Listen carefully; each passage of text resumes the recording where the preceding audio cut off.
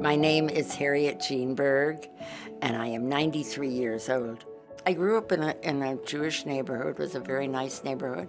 When I was younger, I went to Shard Tzedek, was on Chicago Boulevard in Wildermere, and I got a wonderful Jewish education. Tikkun Olam and Tzedekah was just a way of life in our household.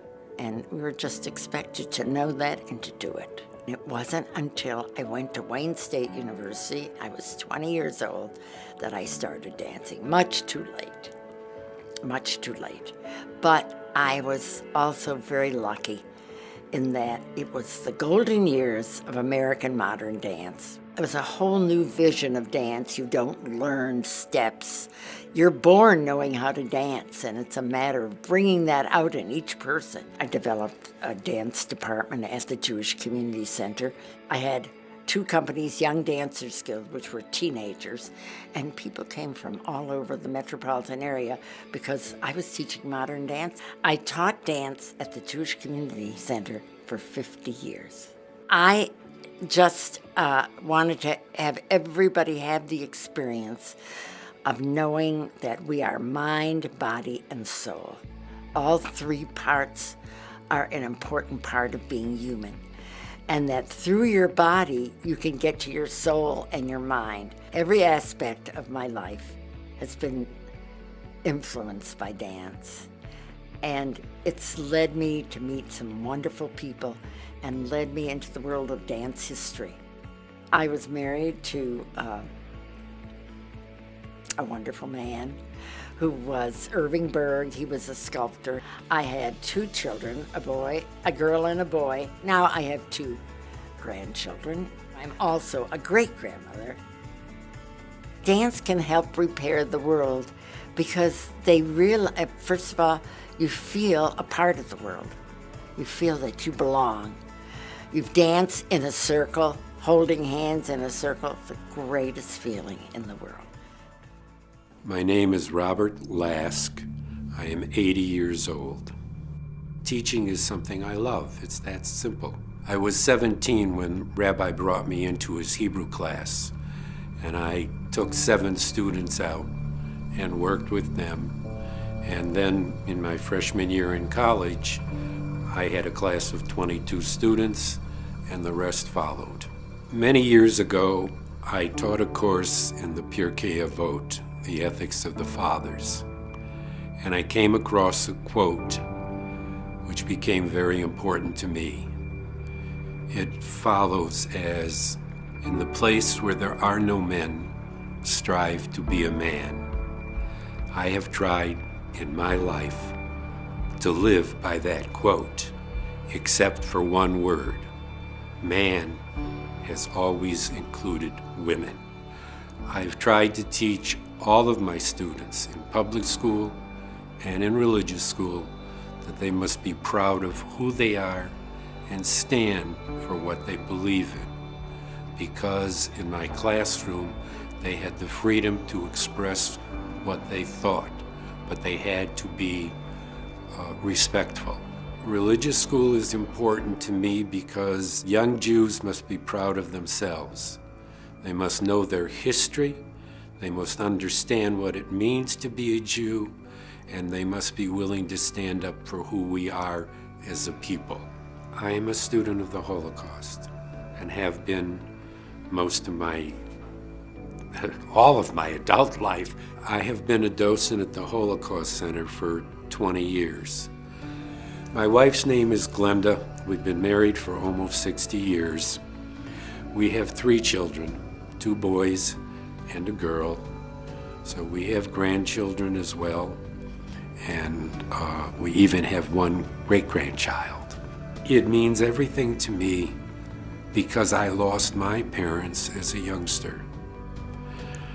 If you repair children, you repair the world.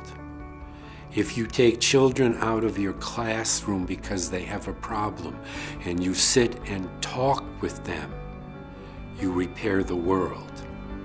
If you treat them as human beings, you repair the world.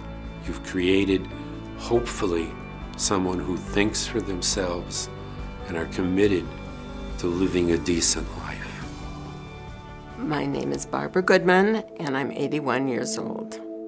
I was accepted into the PhD program in industrial engineering at U of M with a major in operations research, which is just an applied math field. I was the only woman PhD candidate in the College of Engineering at the time that I was there, which was 1961 to 62. Then I left when my husband was drafted into the service. We went down to Kentucky.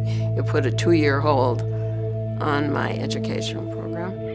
As I was ready to come home in 1964, in the spring, Dr. Ward Edwards, who was one of the preeminent professors advancing the state of the art in decision-making, came to talk at the University of Louisville.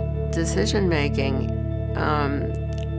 in the way we studied, was the applying of mathematical modeling to the decision-making process. Ward said, well, if you want a job here, you can have it. So we were studying, capturing the probabilities of how people evaluate uncertain events in the world as they happen. I've always really been interested in following my dream, and the fact that I might have made inroads that enabled other women to more easily go along that road was a bonus. I became more involved in community service in 1973 when I left the University of Michigan. And I had been involved at Congregation Beth Shalom and ultimately became the first woman president of Congregation Beth Shalom in 1981 and then to 83. I also became involved in United Hebrew Schools and going on to the board of directors there. I would have been able to do none of this without the support of my husband, my children, my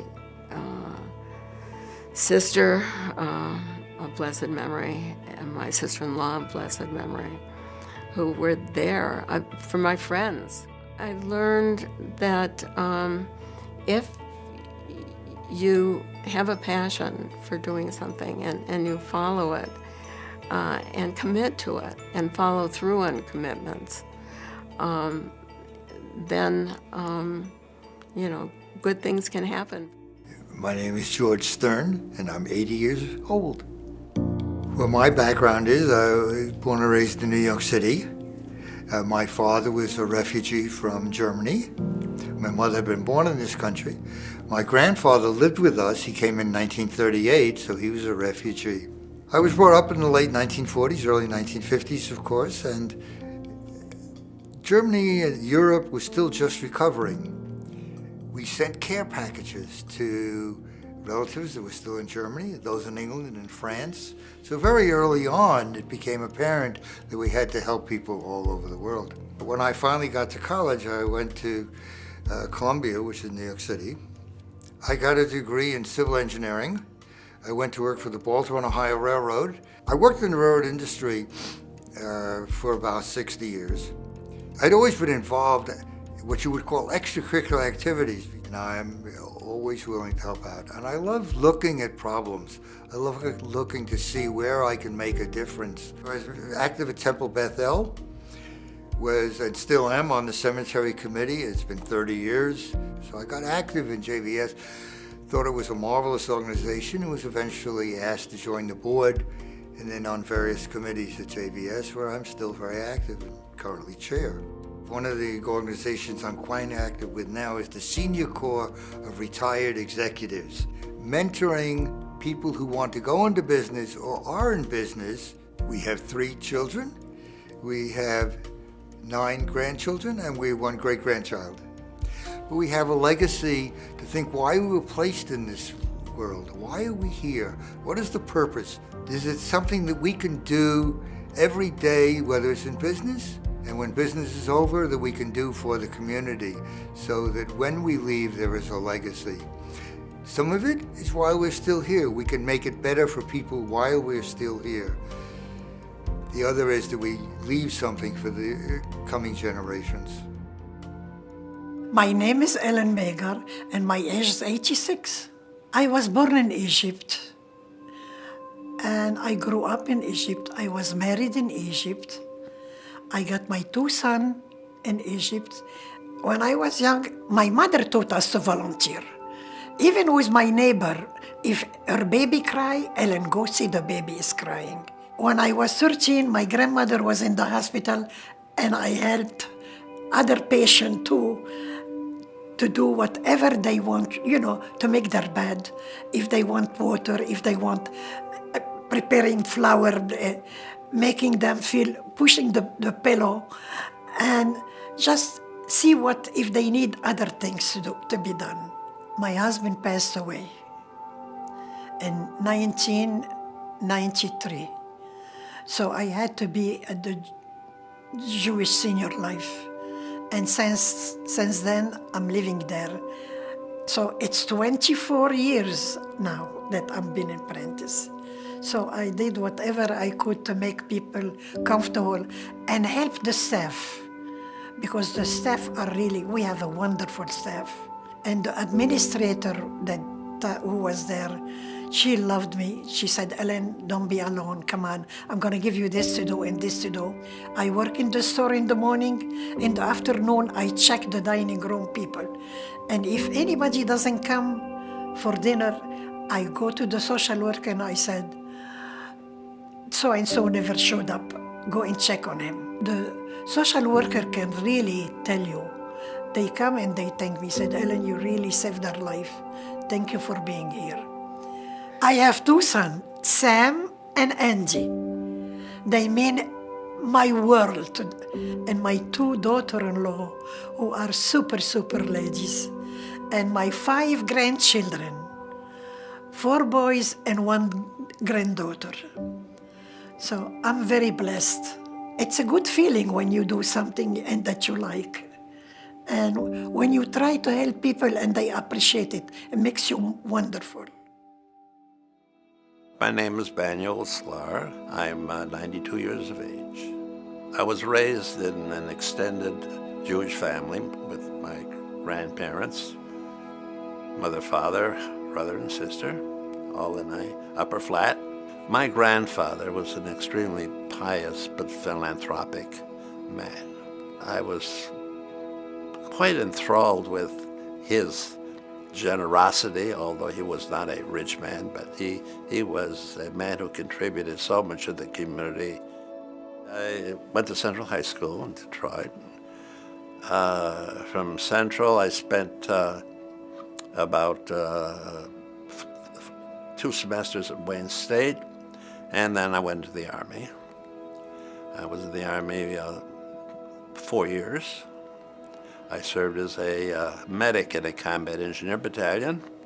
When I left medical school in 1951, I interned. At that time, we were interns at Wayne State. And then I became interested in gastroenterology.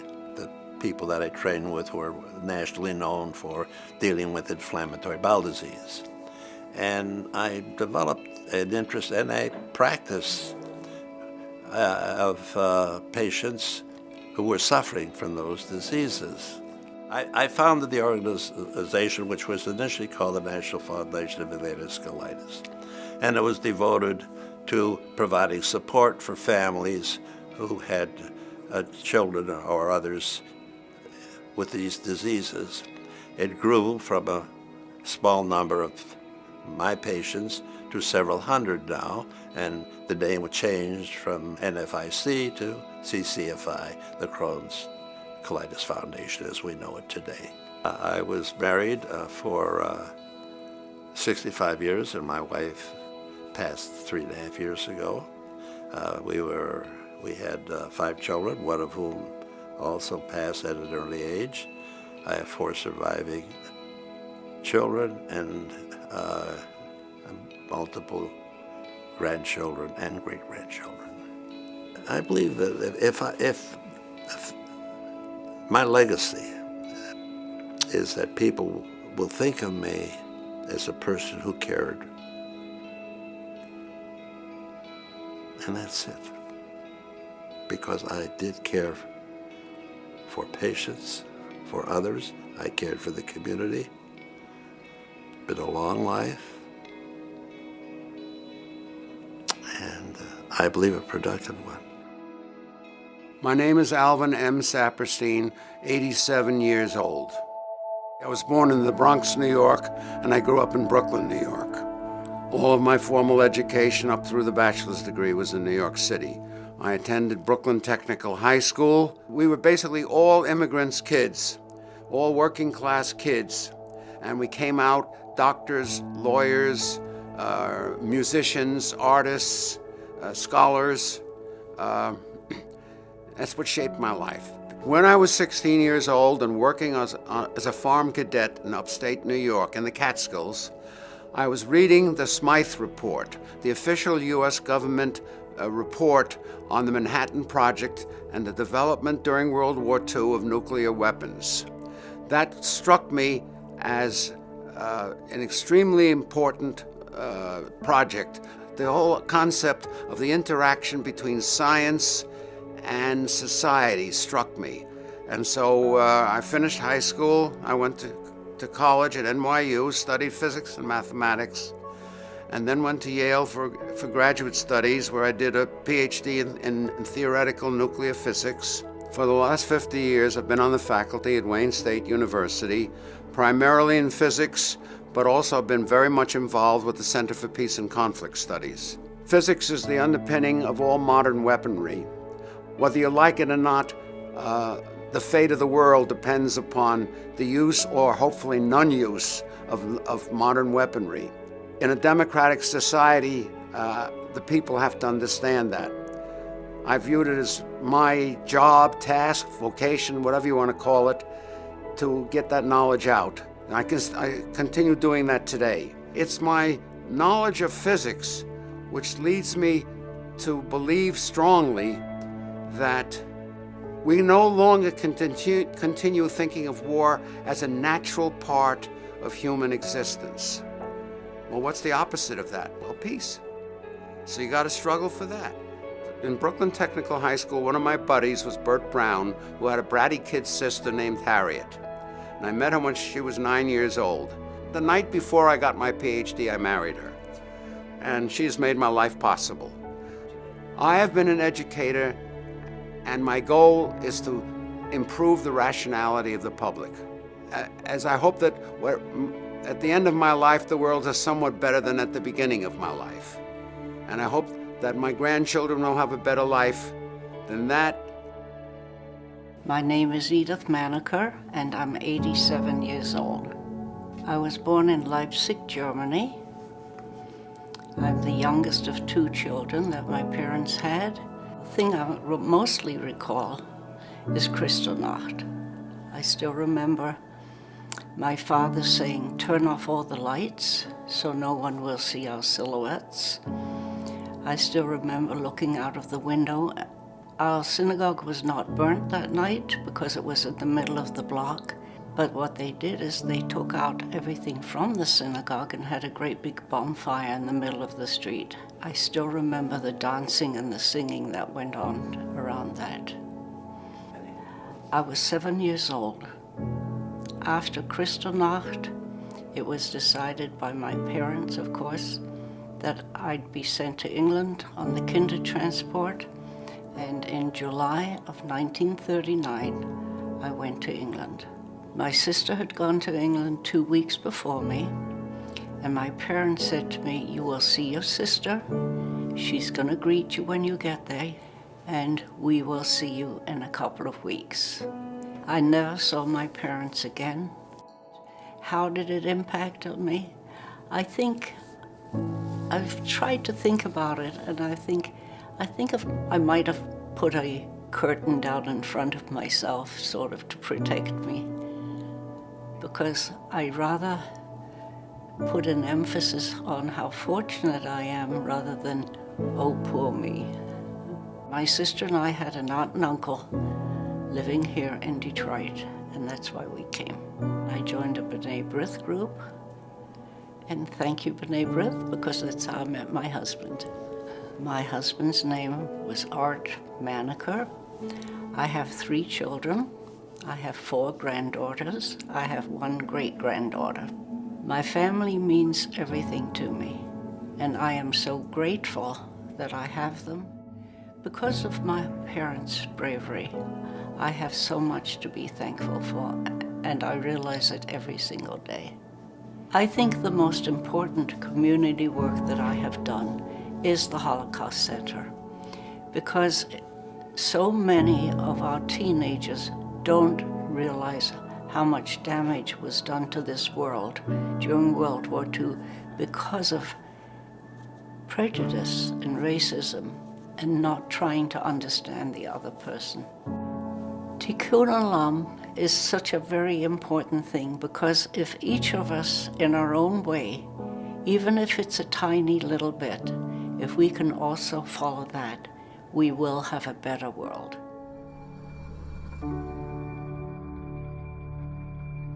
Keep dancing. My advice to you is to keep dancing, because then you will fulfill knowing who you are. Just make other people happy the way you want to be happy. Be humble, be industrious,